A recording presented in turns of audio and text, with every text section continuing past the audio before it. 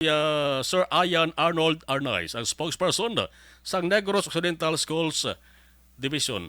Sir Arnaiz, mayong gabi.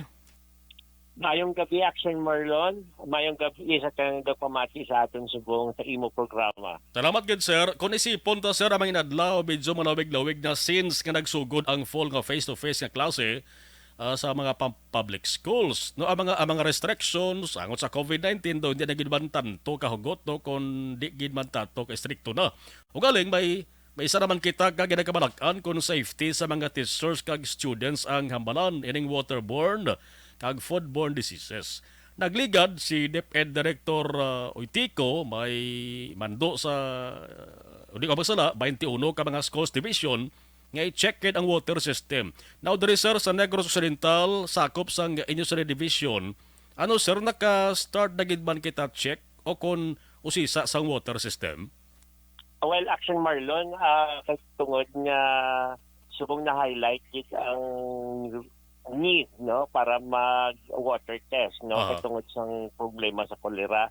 Actually, ang mga schools natin, especially ang mga may mga dako nga budget, regularly nagpa-test na sila sang ilay at tubig. May mga problema lang ang aton mga gagmay nga eskwelahan nga bangod nga ila budget hindi man mapasulod, hindi nila mapasulod sa ila budget ang ina nga ang testing sang tubig.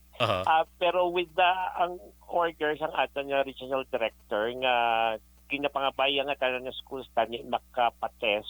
Amo na siyang problema ta ang requirement nga kasi hindi man lang takapatest nga libre kunya mabayad din sila sa mga laboratories.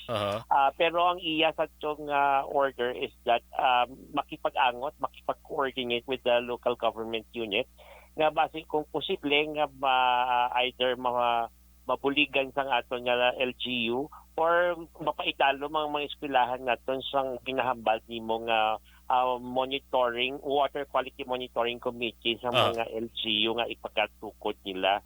Para masigurado ang tubig sa sulod is malimpyo. Pero sa tudtod lang Action Marlon no, ang ilim nun sa sulod sang eskwelahan kung hindi man tanan pero kadamaan sa atong eskwelahan may mga water dispenser nga.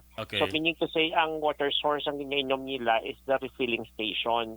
So kung patest na to ng mga eskwelahan, dapat ipatest naman ng mga refilling station kay kita tanan halos hindi lang eskwelahan kundi as mga panimalay. Dira na supong gakwa sang aton nga ilim nyon sa mga water refilling stations.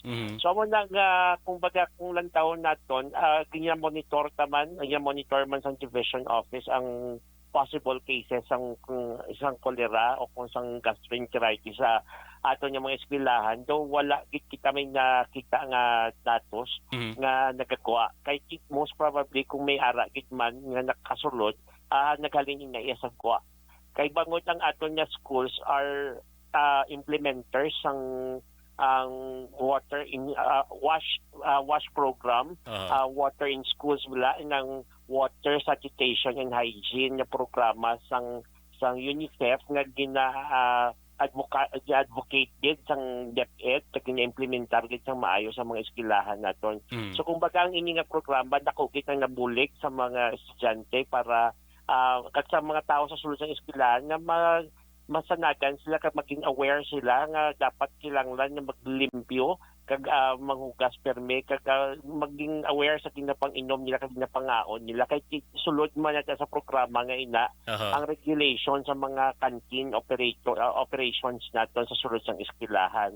Ang imo lang ang ginhambal kag ang ambulant vendors nga ara sa kuha amo lang na ang medyo hindi makontrol sa eskwelahan kay bangod outside of the jurisdiction siya sang aton na mga school administrators. Pero inatanan pwede ma-regulate with the help of the barangays and the LGU man gyapon kay tungod ara na sila sa kuha sang perimeter fence ang aton nga eskwelahan. Kay amo na nga dapat pakot gid ang partnership naton with the LGU and the barangays kay para makapangayo kita always ang bulik sa ila na makapanaway sa mga vendors na especially kung hindi kasigurado ang quality sang ginabaligyan nila. Balikan ko ba lang sir ang pagpa-check sa water system. Siling mo ang problema diri ara sa gagmayng eskwelahan ang siling ni Oitico nagligad is may ara ang region sa mga medical officers. Nga amo ning ginbanduan niya to go around schools kag amo ang mag-check sa water system. I don't know kung naka-coordinate na ni sa inyo da sir ini nga medical officers.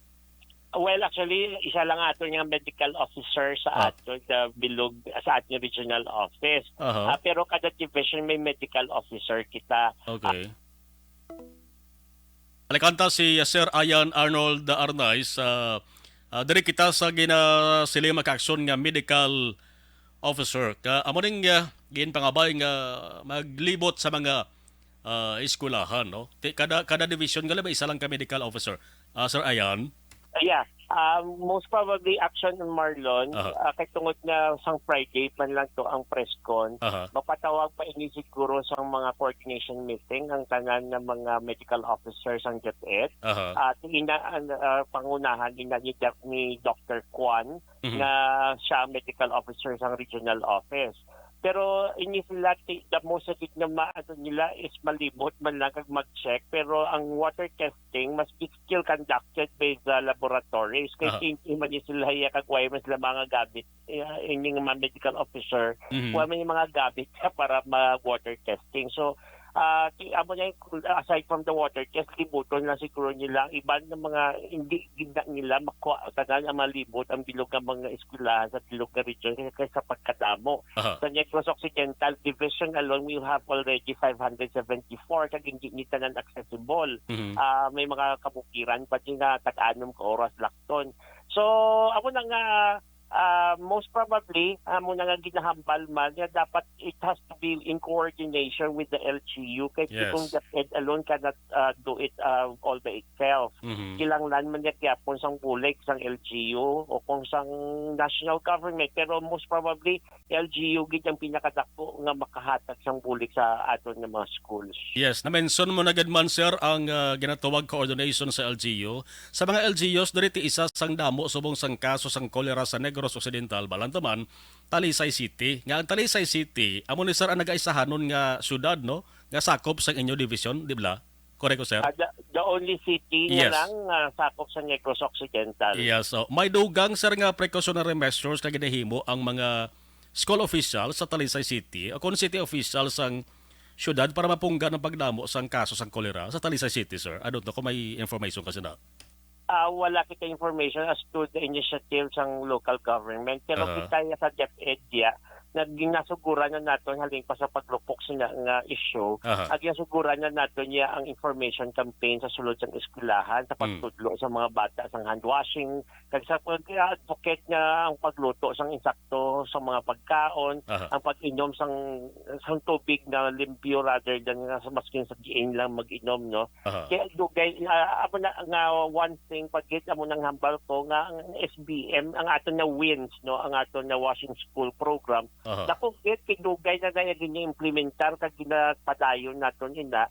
So kumbaga naka-establish gid na sang naka-develop gid sang pamatasan sa mga kabataan nato sa sulod na maskin paano kadamo nila, they have to practice the sanitation and hygiene gid kag ang pag maging conscious sa ginapangkaon na kag ginapang-inom nila. Yes, Aris, last na lang sir sa monitoring niyo, way pa naman so far sang learner o kung teacher nga nag-test positive sa cholera o kung nag-suffer sang acute gastroenteritis, way pa naman so far, sir? Well, as of kagina, nag-ask kita sa aton nga health unit at why pa man sila may na-trace or why pa man sila may nakita nga kaso nga ara sa sulod sang eskwelahan. Munang mayong news kag balita, sir, kabay pa, masigi-sige na siya kay kakululbaan maningasahi sang masakit. Anyway, Sir Ayan Arnay, sir, salamat gid sir sa time. Thank you very much, man, Action Marlon. Salamat gid kag mayong gabi. Mayong gabi. Action Firing Line. Amo na, no,